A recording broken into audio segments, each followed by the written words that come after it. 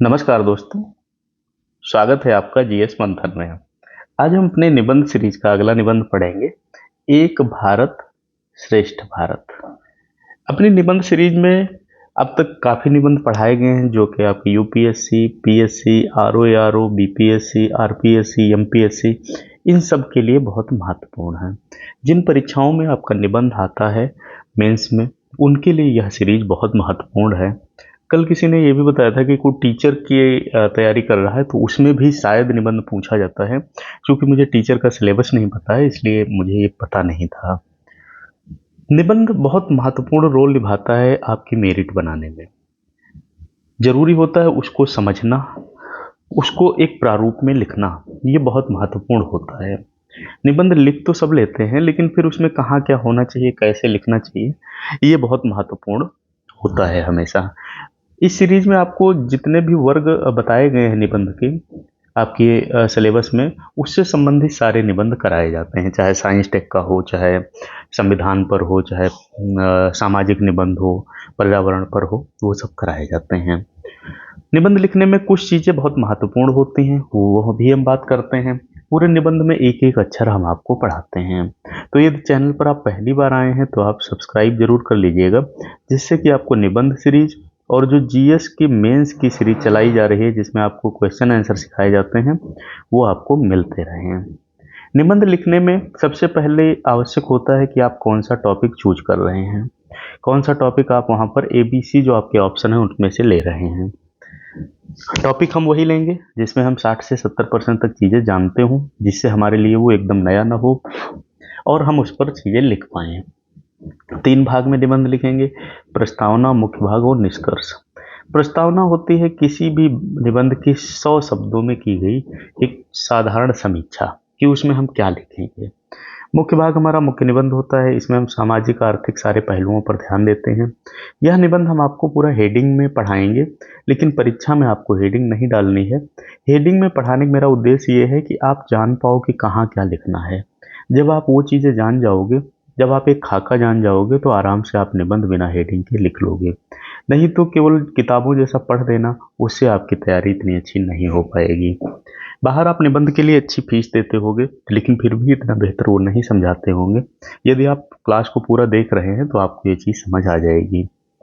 Class को आपको पूरा इसलिए भी देखना चाहिए क्योंकि पीडीएफ जो होती है वो केवल एक डाटा होती है। पीडीएफ के माध्यम से आप चीज़ें समझ नहीं सकते हो। जो हम उदाहरण से बताते हैं, जो हम कहाँ क्या करना है क्या नहीं करना है बताते हैं, यह सब आपके पीडीएफ में नहीं मिलता है। इसलिए यदि आप गंभीर हैं अपनी तैयारी को लेकर तो आपको क्लास पूरी देखनी चाहिए। निबंध में हमें ये भी ध्यान रखना है कि हम एक मुद्दे को बार बार नहीं दोहराएंगे और जो हमारे पैराग्राफ होंगे वो एक दूसरे से जुड़े होने चाहिए। ऐसा नहीं है कि ये पैराग्राफ कुछ कह रहा है, ये पैराग्राफ कुछ कह रहा है, फिर ये कुछ कह रहा है, फिर ये वाला ये बात बता रहा है। ऐसे नहीं करना है, इससे हमारी शैली खराब होती है। घटनाएं जो हम लिखेंगे उसमें वो हमारी बिल्कुल सही होनी चाहिए। यदि हमें घटनाएं नहीं, तथ्य हमारे पास सही नहीं है तो हम घटना नहीं लिखेंगे। भाषा शैली हमारी सही होनी चाहिए, एक लय प्रवाह होना चाहिए। भाषा हमारी प्रोफेशनल होनी चाहिए, शुद्ध हिंदी होनी चाहिए। उसमें ऐसा ना लगे कि आप कोई डेली मर्रा के शब्दों का प्रयोग कर रहे हैं। क्लास पूरा देखना है क्योंकि पीडीएफ से अभ्यास कर सकते हैं, लेकिन समझ नहीं आती है वास्तविक में। पीडीएफ आपको टेलीग्राम चैनल पर मिल जाएगी, वो आपको हम कमेंट में पिन कर देंगे, आप वहाँ पर देख लीजिएगा चैनल लिंक। सूक्तियों का प्रयोग करेंगे, लेकिन अनावश्यक सूक्तियों का प्रयोग नहीं करेंगे। ऐसा नहीं होना चाहिए कि हम सूक्ति सूक्ति ही भरते जा रहे हैं। पहली चीज़ है, अगर आप पहली बार आए हैं तो चैनल सब्सक्राइब कर लीजिएगा। पढ़ते हैं आज का टॉपिक हम, एक भारत श्रेष्ठ भारत। इसमें हम कुछ ऐसी चीज़ें लिखेंगे जो भारत की संस्कृति से संबंधित हों, कुछ ऐसी चीज़ें लिखेंगे जो पटेल जी ने किया था, जोड़ने का काम किया था। कुछ हम परंपराओं पर लिखेंगे, भाषाओं पर लिखेंगे। फिर हम ये बताएंगे कि कैसे सब लोग साथ रह रहे हैं, इसके क्या लाभ हैं और इसमें क्या क्या इसमें चुनौतियां आती हैं देश को। सबसे पहले हम प्रस्तावना लिखते हैं, हेडिंग नहीं डालते हैं। मैंने हेडिंग इसलिए डाली है जिससे आप समझ सकें, आपको परीक्षा में नहीं डालनी है, इसलिए आप बार बार ये पूछिएगा अभी मत कि हेडिंग डालेंगे कि नहीं डालेंगे, क्योंकि आपके वास्तविक कमेंट इतने ज़रूरी कमेंट होते हैं, उनका उत्तर मुझे लगता है ज़्यादा देना ज़रूरी है इन सवालों से। बाहर देखो आपको वैसे ही पढ़ा देते हैं सीधे सीधे किताब जैसा, वैसे आप समझ तो नहीं पाओगे ना। हेडिंग डालेंगे, एक एक खंड बताते रहेंगे, जब आप परीक्षा में बैठे होगे सब भूल जाओगे, मेरी बातें याद रहेंगी। आप वैसे हेडिंग को अपने निबंध पैराग्राफ में बना देना। इसीलिए क्लास पूरी देखना भी आवश्यक है। प्रस्तावना देखते हैं। भारत एक विशाल और विविधताओं से भरा देश है। यहाँ भाषाएं, संस्कृतियां, परंपराएं, खान पान, रीति रिवाज और जीवन शैली में अनगिनत भिन्नताएं हैं। फिर भी भारत अपनी एकता और अखंडता के लिए पूरी दुनिया में जाना जाता है। एक भारत श्रेष्ठ भारत इसी अद्वितीय विचार को आगे बढ़ाने वाली संकल्पना है। यह न केवल देश की एकता को मजबूत बनाता है, बल्कि सामाजिक, सांस्कृतिक और राष्ट्रीय समरसता का भी प्रतीक है। प्रधानमंत्री नरेंद्र मोदी द्वारा वर्ष 2015 में इस योजना की शुरुआत की गई, ताकि देश के विभिन्न राज्यों और केंद्र शासित प्रदेशों के बीच आपसी समझ, सहयोग, सांस्कृतिक आदान प्रदान को बढ़ावा दिया जा सके। तो प्रस्तावना में हमने लिखा कि भारत को किस किस चीज़ों के माध्यम से एक रूपता दी जा रही है और यहाँ पर क्या स्थितियाँ हैं सांस्कृतिक, धार्मिक, इन प्रकार से। इसके बाद हम आते हैं भारत की विविधता और एकता का स्वरूप कैसा है। भारत को विविधता में एकता का देश कहा जाता है। उत्तर से दक्षिण और पूर्व से पश्चिम तक हर क्षेत्र में जीवन शैली अलग है। उदाहरण के लिए उत्तर भारत की बोलियां और खान पान दक्षिण भारत से बिल्कुल भिन्न है। पूर्वी भारत की नृत्य शैलियां, त्योहार पश्चिम भारत की संस्कृति से अलग हैं, फिर भी एक सामान्य भारतीय पहचान सबको जोड़ती है। यही विविधता भारत को विश्व में अद्वितीय बनाती है। एक भारत श्रेष्ठ भारत अभियान की शुरुआत कैसे होती है। 31 अक्टूबर 2015 को लौह पुरुष सरदार वल्लभ भाई पटेल की जयंती पर इस योजना की शुरुआत की गई। इसका मुख्य उद्देश्य देश के सभी राज्यों को सहभागिता की डोर में पिरोना है। देखो पटेल जी ने क्या किया था, पटेल जी ने इस पूरे देश को एक कर दिया था ना, सब जो रियासतें इधर उधर फैली थी उनको जोड़ दिया था। उन्हीं को इसमें आधार मानकर फिर ये बनाया गया है। उनकी जयंती पर इसकी शुरुआत की गई है। प्रत्येक राज्य को किसी दूसरे राज्य के साथ जुड़वा राज्य के रूप में जोड़ा गया है। उदाहरण के लिए उत्तर प्रदेश का जोड़ा तमिलनाडु से बनाया गया है। इसका मकसद था दोनों राज्य एक दूसरे की संस्कृति, भाषा, खान पान और परंपराओं से जुड़ सकें। देखो होता क्या है कि आपके यहाँ कहीं कुछ हो रहा है, किसी के यहाँ कहीं कुछ हो रहा है, कैसे पता चलेगा? जब भाई हमारी वहाँ से रिश्तेदारी बनेगी, तो ये वही एक हिसाब मानो। राज्यों और केंद्र शासित प्रदेशों के बीच सांस्कृतिक आदान प्रदान को बढ़ावा देना इसका उद्देश्य है। भाषाई सांस्कृतिक समझ विकसित करना, राष्ट्रीय एकता की भावना को मजबूत करना, युवाओं को विविधता का अनुभव कराना और उन्हें राष्ट्र के प्रति गौरव से भरना, पर्यावरण, पर्यटन, शिक्षा और कलाओं के क्षेत्र में सहयोग बढ़ाना, ये इसके उद्देश्य हैं, जिनको आपको पॉइंट में नहीं लिखना है, सीधे पैराग्राफ में लिखना रहेगा। सांस्कृतिक आदान प्रदान का महत्व क्या होता है? किसी भी देश की आत्मा उसकी संस्कृति में बसती है। एक भारत श्रेष्ठ भारत योजना के तहत विभिन्न राज्यों में भाषा दिवस, साहित्यिक गोष्ठी, नृत्य, संगीत कार्यक्रम, भोजन उत्सव और लोक कला प्रदर्शन आयोजित किए जाते हैं। इन कार्यक्रमों से लोगों को यह समझने का अवसर मिलता है कि अलग अलग भाषाएं और परंपराएं होते हुए भी हम एक हैं। फिर आता है भाषाई एकता। भारत में 22 अनुसूचित भाषाएं और सैकड़ों बोलियां बोली जाती हैं। भाषा की विविधता कभी कभी लोगों के बीच दूरी बढ़ा देती है। इस योजना का उद्देश्य लोग एक दूसरे की भाषाएं सीखें और समझें। यदि बिहार का विद्यार्थी असम की भाषा सीखता है तो उसके मन में असम के लोगों के प्रति अपनापन बढ़ेगा। शैक्षिक योगदान क्या है? एक भारत श्रेष्ठ भारत अभियान शिक्षा जगत में भी अहम भूमिका निभा रहा है। विभिन्न राज्यों के कॉलेजों और विश्वविद्यालयों में सांस्कृतिक आदान प्रदान कार्यक्रम आयोजित होते हैं। छात्रों को एक दूसरे राज्यों में जाकर अध्ययन और कार्यशालाओं में भाग लेने का अवसर मिलता है। इससे युवाओं में राष्ट्रीय एकता और साझा संस्कृति की भावना मजबूत होती है।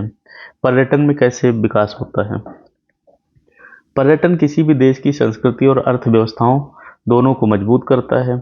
इस योजना के अंतर्गत राज्यों को एक दूसरे के पर्यटन स्थलों से जोड़कर देश को जानो कार्यक्रम चलाया जाता है। इससे लोग न केवल नए स्थानों की यात्रा करते हैं, बल्कि उनकी जीवन शैली, संस्कृति में भी परिचित होने लगते हैं।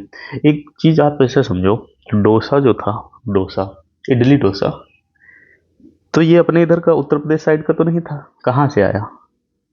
दक्षिण भारत से आया ना।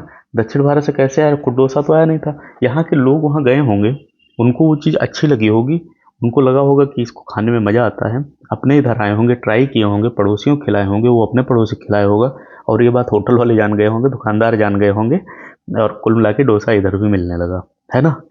मैं एक बार वहाँ गया था, जो आपका बालाजी है ना, तिरुपति बालाजी, वहाँ मैं एक बार गया था। तो वहाँ की भाषा थोड़ी अलग है, मतलब दक्षिण भारत में तो भाई भाषा तो जायज़ है कि अलग होगी।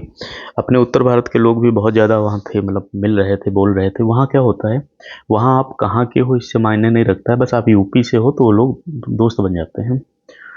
तो वहाँ जब मैं ऐसे शाम को खाने घूमने निकला कि थोड़ा चलो घूम टहल लेते हैं आसपास में, तो वहाँ पर वो लोग ये जो भटूरा हम लोग नहीं खाते हैं, तो वो भटूरे जैसा एक रोटी टाइप का वो लोग बना रखे थे, और छोले के साथ वो खाते थे, ठीक है।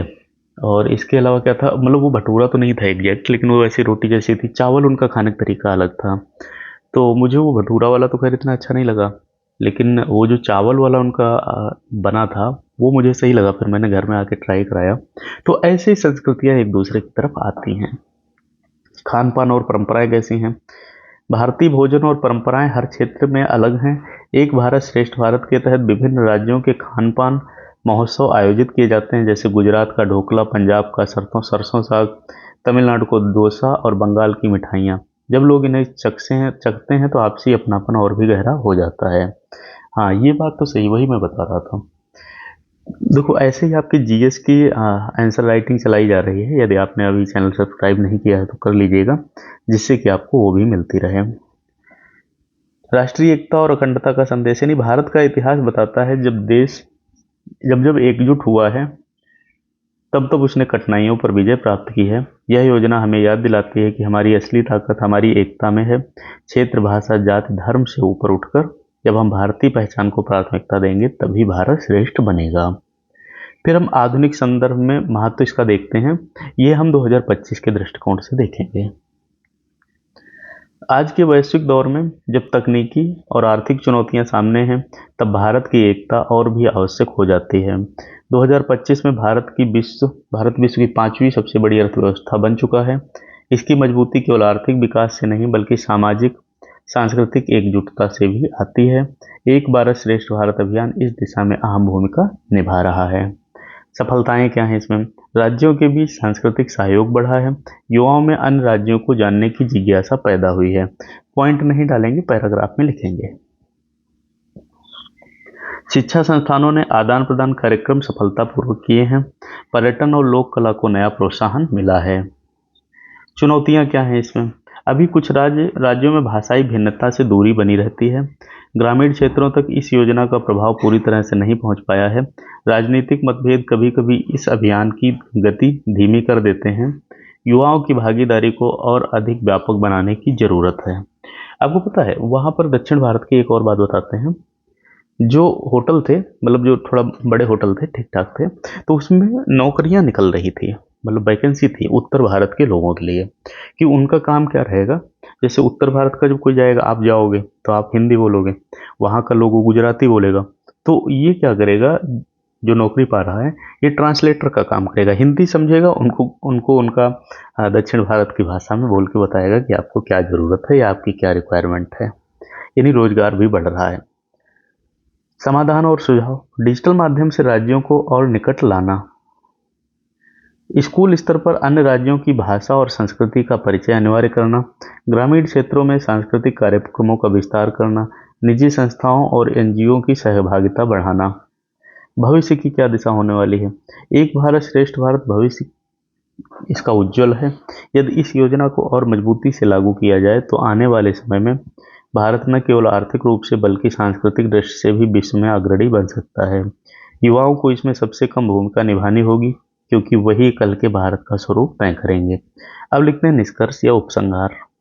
भारत की ताकत तब उसकी विविधता में है। अलग अलग भाषाएं, संस्कृतियां और परंपराएं मिलकर ही भारत को भारत बनाती हैं।